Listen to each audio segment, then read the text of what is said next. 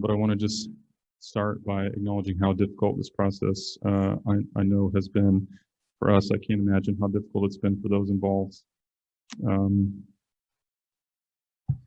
I know that words are going to fail us today in capturing the gravity of what's been presented and recounted, and yet I do feel that it's necessary to, again, express gratitude to the Howell family for being here today and sharing with us what you have.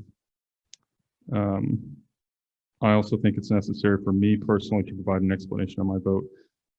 You all know we've spent weeks and most of this year considering the information presented here today.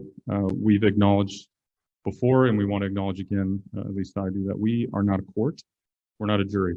There's no way that we will capture and understand all the information that's been presented in this case over the course of the years. Despite reviewing what's been presented, I just want to acknowledge that that is not our role.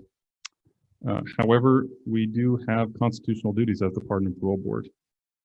And I do believe that one of the reasons the Pardon and Parole Board exists is to ensure that the state has options all the way through the end of the process.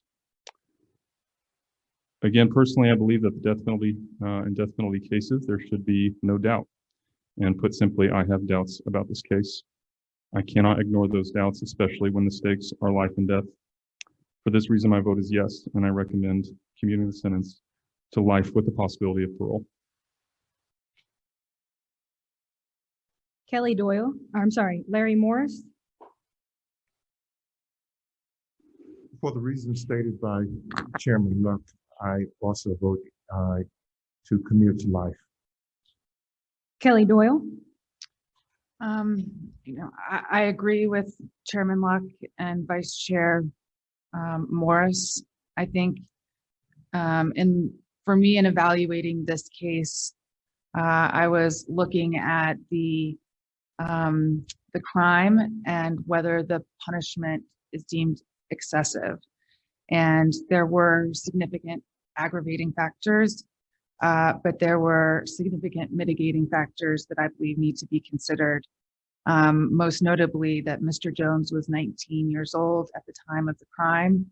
And what we know about brain science and brain development now is not what we knew when Mr. Jones was convicted. And one's ability to manage impulse inhibition and understand one's consequences.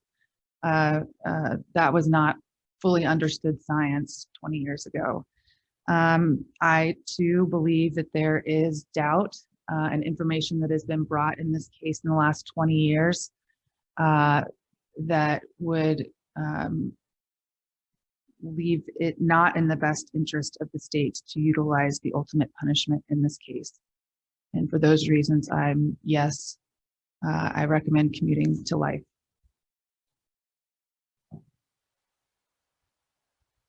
Richard Smotherman. As my vote is somewhat unnecessary, I guess, is the vote is clear. I do want to say, though, there are two things that concern me. One is precedent for this board. And that is, I tried to grapple with this all weekend about the gravity of it. But at the end of the day, it is a case just like every other case that this board sees. And we have the misconduct bothers me. There was never any,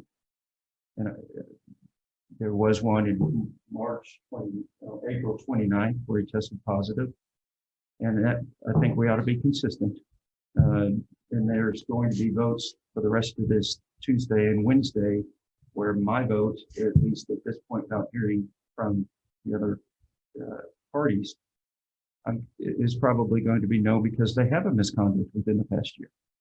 And so I want to be careful about precedent on any case. The other thing is this. Ms. Masters and Senator Young, and Senator Young knows my affinity for him. For the first time, I heard something about Mr. Jones, other than just the facts of the case. And that would be important to me in any hearing, is to see and to hear if if we're going to make the ultimate decision, and the death penalty is a worthy argument, that is a discussion worth having. I would have much preferred to have had this in a clemency hearing, where all of those things could be meted out and where I could look in the eyes and get a palpable feel of myself. So for that reason, my vote is no. Commutation is recommended.